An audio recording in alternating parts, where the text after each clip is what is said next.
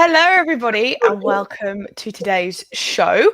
It's just me and Mike today. How you doing over there, Big Mike? If it was any better, I'll be twins, actually. I'm in very good form at the moment, have to say. That is an excellent way to start the day. So today we're going to be looking at the 5 principles of scalable business. That's what we are going to be looking at today. But before we kind of kick into it, I would like anybody out there to let us know, like, do you want to scale your business? Is that something that you are genuinely interested in? And by that, Mike, we don't mean necessarily, that you want to make millions and millions, or you've got to be a massive conglomerate. We can say from one person to 2 people, or 5 people to 10 people, any of that. So if you do, please let us know in the comments. We always like to hear. So, yes, Mike, before we get in, we're just going to hit the ground running today. There's no faffing about. There's no mucking about. Today, we're going to be talking about these principles, but where do these principles come from? Okay, so I don't say that they originated with Henry Ford, but he was the one that made them popular, basically, because he was building cars in a shed and he couldn't get enough skilled engineers, quite frankly, to build the cars that he needed. The demand was outstripping his capability to produce them. And then a friend of a friend ran, and by the way, if you're vegan, you might want to just put your fingers in your ears right now, and then I'll give you the thumbs up sign when you can come back. But he ran a meat processing plant. And in Chicago, and like all of the big American cities at the start of the last century, there's a massive surge in population. They couldn't get enough butchers to produce the meat they needed to sell. So someone had the bright idea, we'll put the carcass on a chain. We won't have butchers. We'll just teach people to do one thing at a time. And then go to the next person and they'll do the next thing. And so basically what we're doing is creating this production line. Henry Ford saw this and thought, that's exactly what I want. And that set him on the path to greatness, really. He hired one of the world's first time and materials specialists. Sounds yeah, I just can't think of his name, Frederick somebody or other. But he basically did was look to change the way in which things were done. Lots of small changes, lots and lots of these small changes that when added together produce a lot of difference. And they basically revolutionized the way that they did their business, and it's based on these 5 principles, and you can implement these 5 principles very easily in a small business, particularly a service business. Okay, I was going to say that was one thing I needed to ask you, which was, both of those are very in-person things, doing butchery, which is in person, and is that a term, and creating cars, whereas a lot of the people who especially watch us are service providers. So this can be done whether you have an actual tangible thing to touch or whether you have a service. It can be done either way. It's easier in a service industry, much easier for what will become apparent fairly soon. But I think it works in anything. I've implemented it in lots of different types of business, from an aircraft supply business to a software business, lots of recruiters. So yeah, of course you can. And it's really important if you want to scale. Perfect. So before we kick in with the first one, we've got a question here. Big Mike, are you going bowling after the show? That's the second time that gag has come out today. Melanie did it first time round, and I'll give you the same response. Here we go. Ha ha ha ha. Okay, all right. I think that was very nicely answered there. Okay, so first one, Mike. First principle of scalability. What is number 1? Division of labor.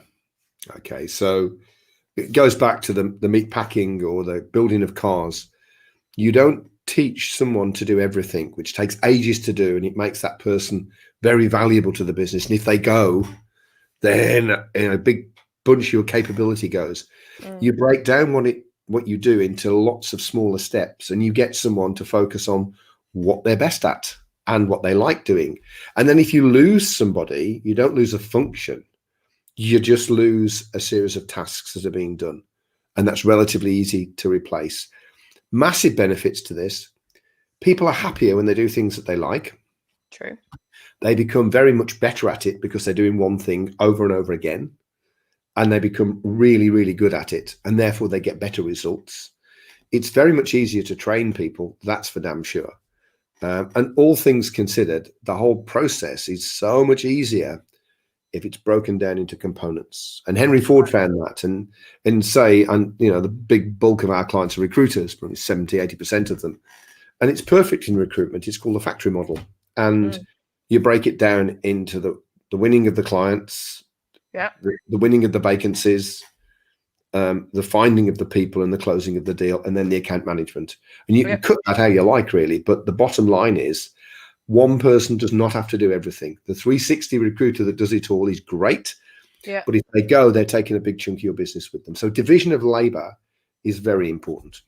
Okay, so with that, does it tend to fall, for those who aren't recruitment but are still service level, it tends to fall into sort of new business or finding new people, then it tends to be sort of delivering the service, whatever that service may be, sure, yeah. And then sort of finally rounding off with keeping your current clients happy with account management. Those tend to be the three main headers of the division of labor? They do. I mean, you can break those down still further. Yeah. If they're very complex, it depends what business you are, how big you are, what you do, how many people you've got. And of course, don't forget, when we talk about division of labor, we can divide some of that labor external to the business. You can use virtual assistants, as we talked about in the last show, or external contractors or different companies. So it's not just about the employees that you have.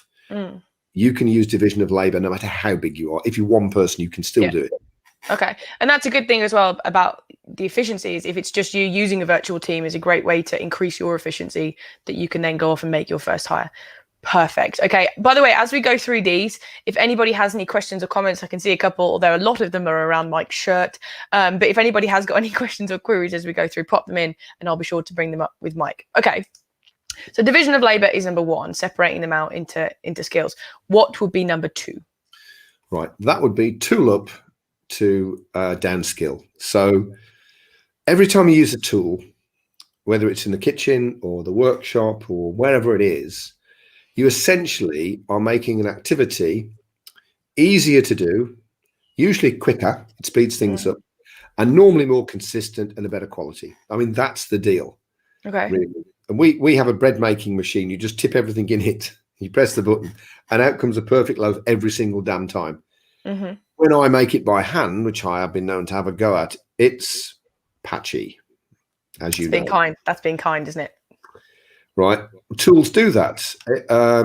Any tool that you use, if you use electric drill in the workshop or something, it's better than you trying to do it with a hand drill or no drill at all, like with your finger or something, whatever. So the tool is a really great thing. Now, in businesses, in service businesses, there's kind of two sets of tools, really. Okay. The first set are software tools, and they're great.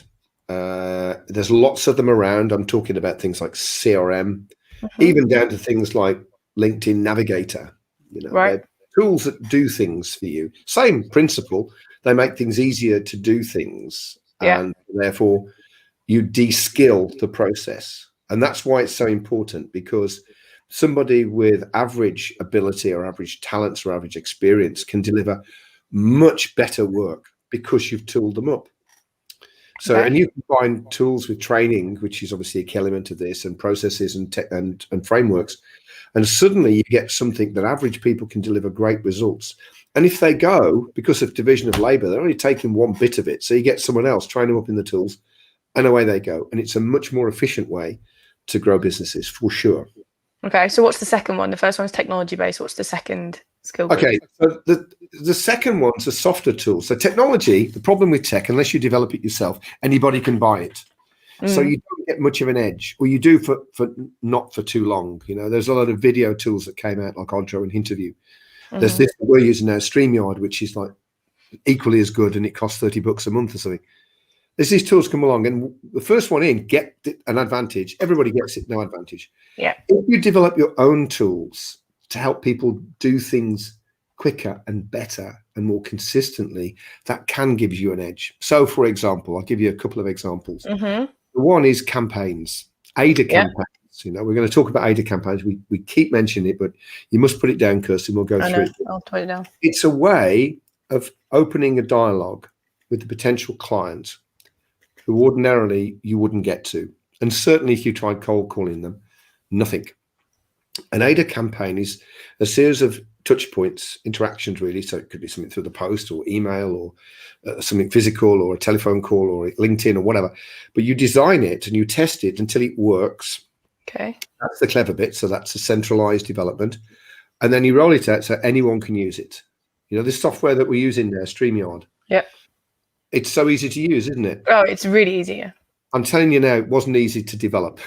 Some very clever programmers sat down and designed that, and very clever programmers, but we don't have to be. We just use it. And it's the same with most of these kind of tools. So tools that you develop yourself make things easier. So you can get someone who's average who can then run it and start knowledge with clients. But the responsibility for creating those tools does lie with the more senior team members, right? That's not, you know, an entry-level resourcer isn't going to come up with the tools. Somebody more senior to them would have come up to them and taught it. That's how it works, right? What you can do is you can use a concept called, what is it now? Positive deviance. Positive deviance means that someone deviates from the norm, but you get a really positive result from it. So you've got someone doing something and you look and their results are consistently high, and you look at what they're doing and you found they've developed their own little tool. So you think, great, we'll take that and we'll roll it out to everybody. So suddenly everybody becomes better. But positive deviance is like a real thing. And in business development, but ordinarily, yes, you're right. Centrally developed tools, basically. And then drop down. Okay, perfect. So that's number 2. So now let's go on to nicely to number 3. What's number 3? An obsession with continual improvement.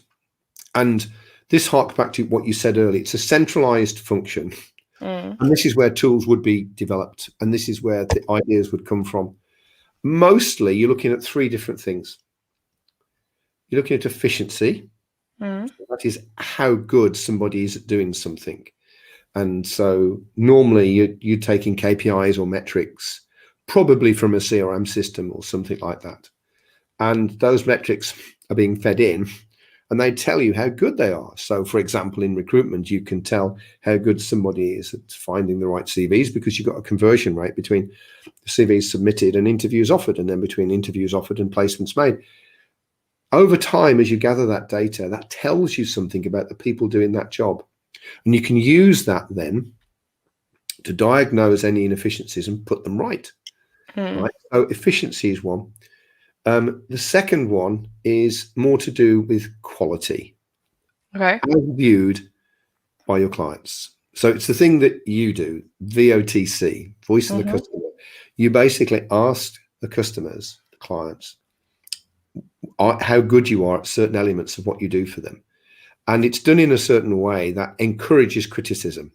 So it's not like a form you send when they fill in, which is a nonsense, really. So it's actually an interview where you dig deep into aspects of your business and you're looking for systematic problems that you can figure out, but you're also looking for individual problems with individual people that you can fix. It's massively important. Quality can only be defined by your clients, no one else, right? Yeah. Nikki's made a really good point here. So she's a really big fan of continual improvement. Oh, absolutely. Nikki, it's the big difference. I was in Germany a few years ago, on a cruise. And I met someone who's German, as you sometimes do in Germany. Probably would expect that, yeah.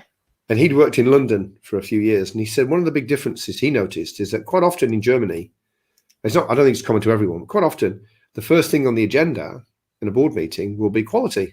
So how are we doing? You know, what's going on? And then later they get to talk about other things. You're looking at the end and no one really cares because everyone's tired and everyone wants to go in the pub. So, but quality, and the last part of this jigsaw, which again, the Germans are very keen on, is innovation. Not just innovating to make you better, to make you more efficient, but to really make you stand out. It's a continual process. You'll get a lot of ideas from your clients through VOTC. You get a lot of ideas through your staff, through VOTE, voice of the employee. And you can also sometimes get a lot of ideas through your suppliers.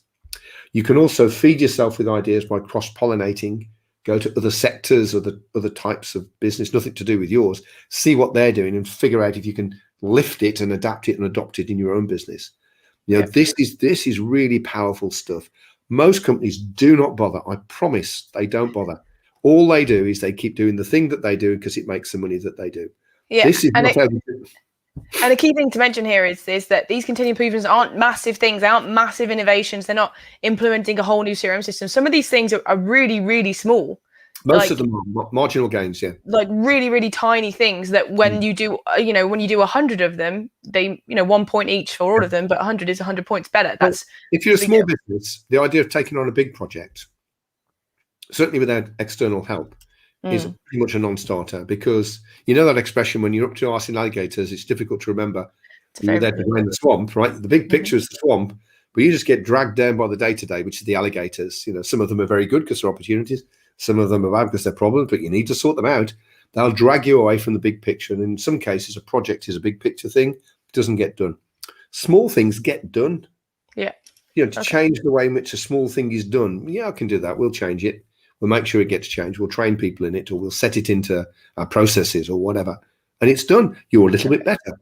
It's really about marginal gains for sure. Okay, perfect. So, and I don't mean to rush, but I know we're going through this at a fairly decent pace. But number 4, so we've got so far we've had division of labor, we've had tool up to skill down, give your employees tools. Then we've had an obsession with continual improvement. What's number 4? I really just want to talk about 3 for the rest of the session. No, keep going. Managed by data, not by proximity.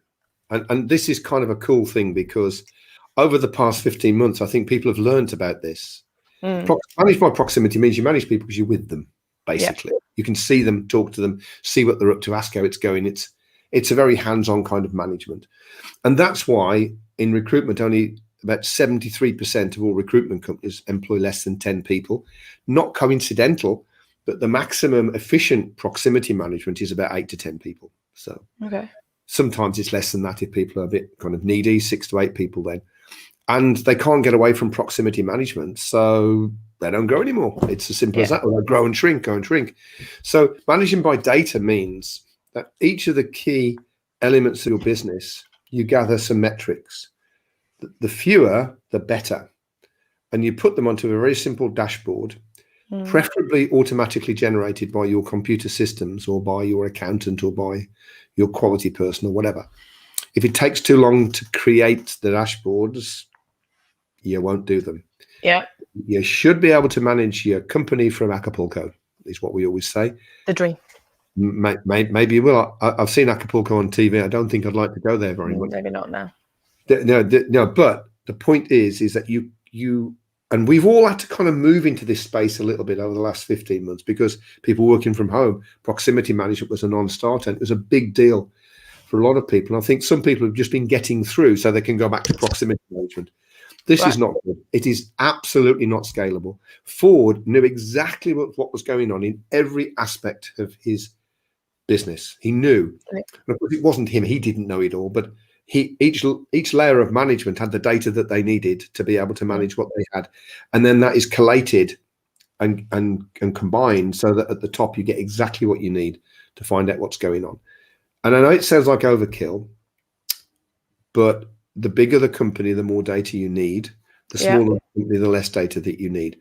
But managed by data, not by proximity, is probably one of the biggest enablers for scalability. Especially when I imagine it's joined with that division of labor, because you've separated things out into individual skills. It's much easier to then go, you sort of manage by exception. Oh, this area of the business is sort of slacking a little bit. Let's focus on that and see what needs my attention. It's everywhere. You're absolutely right. In terms of, if you divide it down into the components, you need to know how the components are functioning, for sure. In terms of the tools, you need to know how efficient the tools are. So going back to the ADA campaign, well, what results do you get from it? How many clients do you get? How many discussions do you get? How many people tell you to clear off, right? That's really important data, because if that starts to slip, that campaign is now becoming less and less relevant, which happens. You need to create a new campaign or refresh it. So everything. And of course, when it comes to continual improvement, back to that, you need to be able to measure what you're doing and the effect that it has. So yes, data. Data. I cannot make bricks without clay. Perfect. Okay. So we've had division of labor, tooling up to downscale, an obsession with continual improvement, managing by data, not by proxy. So what is that lucky number 5, Mike? What's the last one? Cherish your team. And it's probably the least surprising of all of them, because everyone, what a cliche, the biggest asset we have is our people. That's true, but sadly, people don't cherish them. They talk a good game, but actually, when in the practicalities of it all, they don't do that. Now, we always used to say we don't hire employees, we hire partners. Clearly, we weren't partners in the business, but the mentality was of that nature. So how do you treat your business partners? Well, you trust them, you engage them in conversation, you ask their opinions, you empower them, you reward them based on how everybody does. There's a shared reward process involved. People, if people need to take a few more holidays, then fine, do it. It's the results that we want. It's the output. So it's that mentality around your team, not just to talk about how important they are to you, but to demonstrate that. And it starts with an EVP, something we talked about before, an employee value proposition. That's where it starts. Because if you want to attract people, I'll tell you the easiest way to attract people to your business is don't sell the job, you sell the dream. You sell a thing of beauty that you're building in your business. It's mission. And it's not bullshit that you put on a wall somewhere because it looks good in the tea room. This is something that you buy into. And when you talk about it, the passion just drips out of your pores. That's how strong it is. People buy into that. And those people that don't buy into it, you know what? You probably don't want them in your business, no matter how good they are at bringing revenue in, because they won't fit into the team that you're building. And scalability, in Ford's case, so he paid, I think it was something like 3 or 4 times what other car manufacturers paid. And they were, in those days, they were looked after. I mean, in today's measurements, they would be very badly treated. But in those days, massively so, because he knew he needed people to come and stay. And in a scalable business, part of the secret to this is to create a team that doesn't change. There's not much churn in it. Yeah, because your business, SK, Software Knowledge, the one in the 90s, you had a really low churn for that, didn't you? It was less than 3% a year. And I didn't lose any of my senior management team in the whole 10 years that we were going. That's very impressive. I really believe in cherishing the team. I was talking to someone this morning about it. My first boss in IT is a German, Peter Wiegand. I named my son after him. Wiegand names. I still do that joke. Every time. Yeah, but I did name Peter after him. But he said to me, and I like to think it was the first day, I'm sure it wasn't, but he said to me, can I do the accent? No. Or is that inappropriate? No, it's forbidden. He said to me with a lovely German accent, I'm here to make you brilliant at what you do, really good at what you do. And I'm going to do that with you. I'm also here to make you happy. If there's a problem, you tell me, I'll sort it out if I can. And he shielded us from what went on in GEC, which was a big industrial company. Not a great place to work, but he shielded us and created this little microcosm, which was the Peter Wiegand world. And he cherished us. He looked after us. And I've always remembered that. Yeah. And he sold a dream, which I bought into. And when he didn't leave the company, he was moved on to somewhere else. And the next person came in. The dream wasn't there. We all left basically within about 8 months.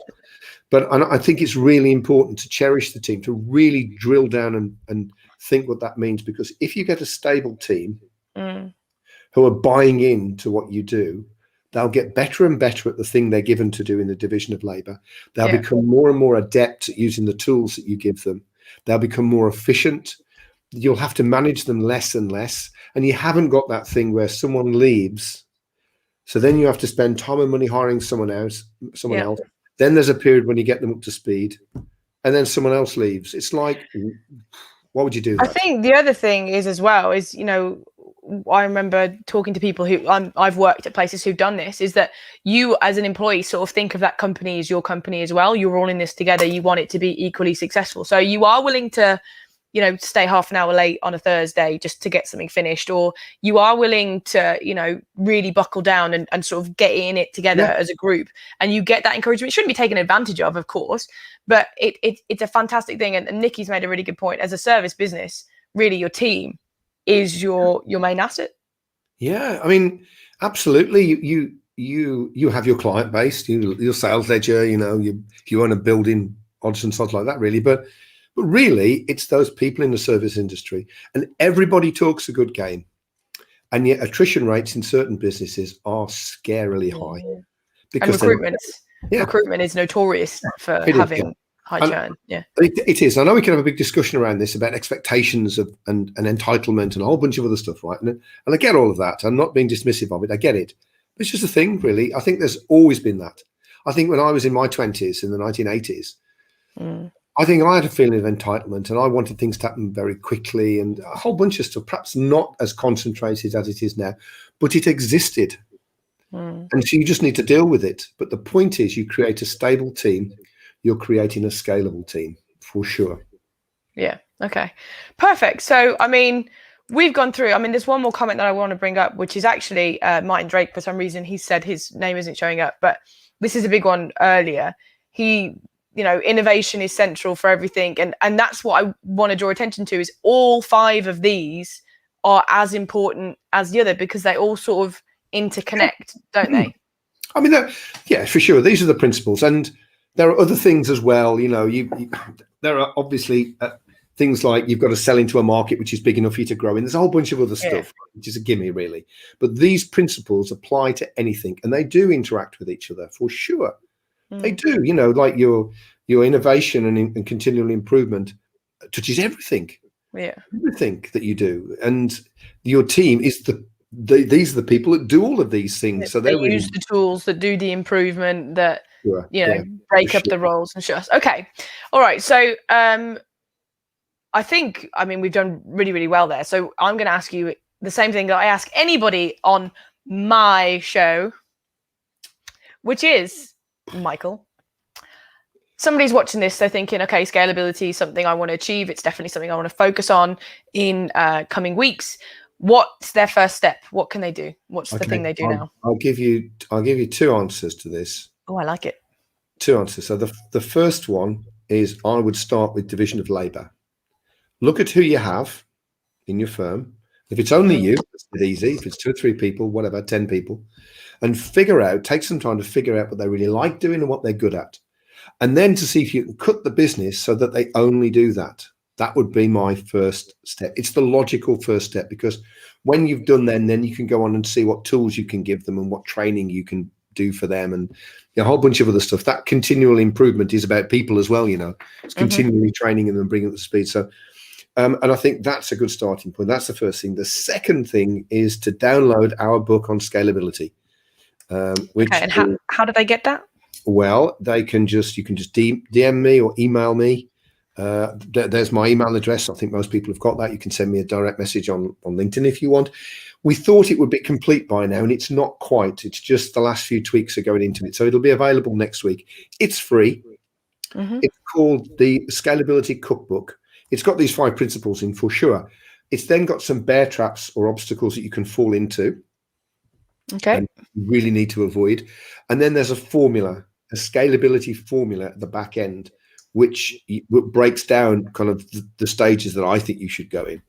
And it's up to you, obviously, what you implement. But that's a really good thing to have. And I'll tell you how to get that if you email me or direct message me. Okay, perfect. So, I think as far as today goes, I think we've finished. I'm just going to bring this comment up from Adrian, which is always, really nice to hear, Adrian, that you enjoyed the show. So thank you very much for sharing my show. He was one of the ones that was taking the piss out of my shirt as well. Probably for the best. Okay, right. So what I'm going to say is, first of all, thank you so much for everybody for watching. We've gone through quite a lot today, and we endeavor to make this show as relevant to you guys as possible. So if you would like us to delve deeper on any of these 5 principles and sort of do a show maybe on one of them, please let us know in the comments. It just means that we make sure we do stuff that's right for you. In the meantime, next week, Mike, you little rebel, you're somewhere else, aren't you? I've got a very important full day meeting, which I have to attend. Is it outside? Mostly out, some inside, but I'm drinking coffee and beer later. Do you have a little stick in your hand and a tiny, tiny ball? There might be a white ball. Yeah. You're going to be playing golf. So it is, in fact, Pete and I. It's properly going to be my show. It's Pete and I running the My Game show. And we're going to have a special surprise guest, which we're all excited for.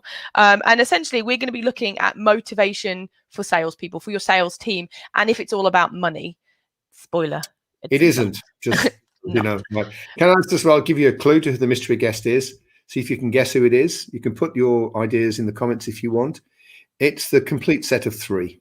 It's the last of the set. It's the trio. The trio collection is achieved. Okay, perfect. Yeah, so let us know if you have any guesses. But as things are said and done, I think we're all done, Mike. So once again, thank you everybody for watching us and for all your comments. Thank you to Mike for just being fabulous.